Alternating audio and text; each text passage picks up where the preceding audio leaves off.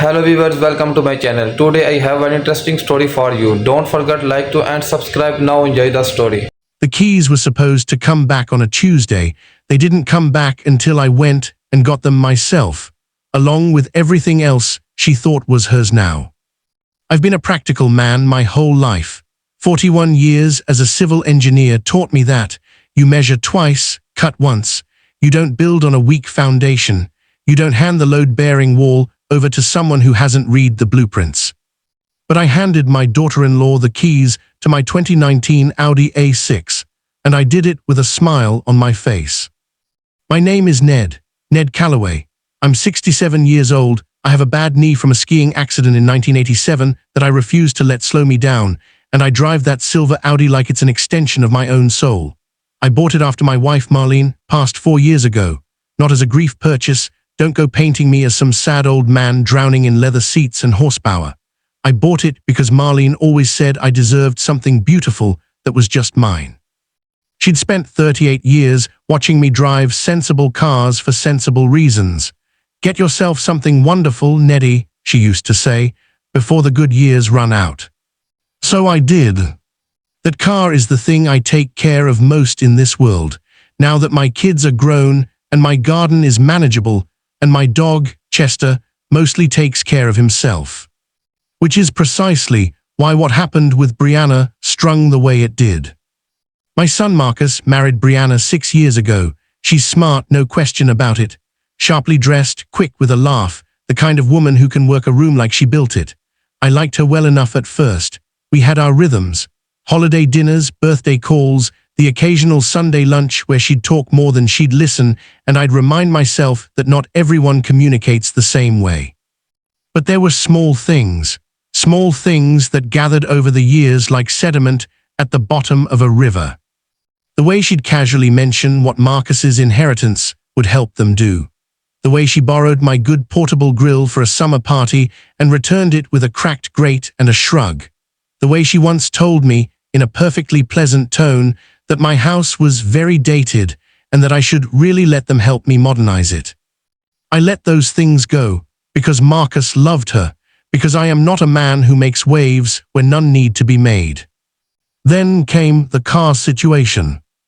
It was a Friday in early March when Brianna called me directly, not Marcus her. That should have been my first clue.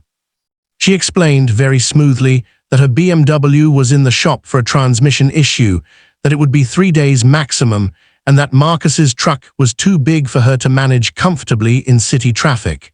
She had client meetings, she said, important ones. She needed something reliable, and she paused here, presentable.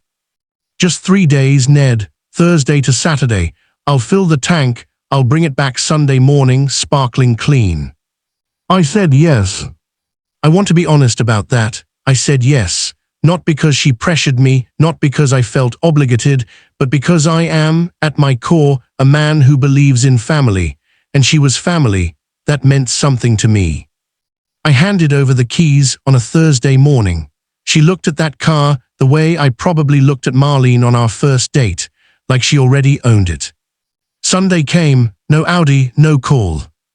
I waited until noon before I texted Marcus, just checking, is Brianna dropping the car by today? Marcus's response took 2 hours. Oh yeah, her BMW is taking longer than expected. Is it okay if she holds on to it another few days? I said fine. Another week passed. I won't bore you with every exchange, every just a few more days, the shop keeps pushing the date, every time I brought it up and somehow ended up feeling like the unreasonable one for asking.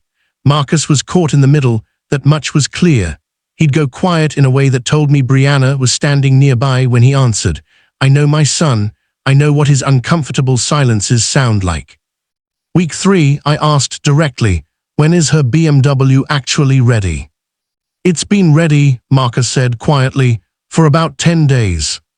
The silence between us on that phone call was a different kind of silence, not uncomfortable, clarifying. She just really likes the Audi, Dad. I'm sorry. I've been trying to get her to return it. Here's what I did not do. I did not call Brianna and scream. I did not fire off a nasty group text. I did not phone Marcus and make him feel like he had to choose. What I did was sit in my armchair for 2 evenings, drink exactly 1 glass of decent whiskey each night, and think carefully. I thought about what Marlene would say. She'd probably laugh first, that low, warm laugh of hers that meant, "Oh, Neddy, you walked right into that one." And then she'd say, "You don't have to be angry, you just have to be clear." So I decided to be clear. I called a friend of mine, a retired locksmith named Gerald, who owes me 14 favors from a poker debt stretching back to 2009. I retrieved the spare key I'd neglected to hand over, something Brianna clearly hadn't considered. I checked the car's location using the GPS tracking I'd set up through the Audi app, something I'd activated simply because it was a feature and I like knowing where my things are. The car was parked outside Marcus and Brianna's house. On a Tuesday afternoon, I put on my good jacket.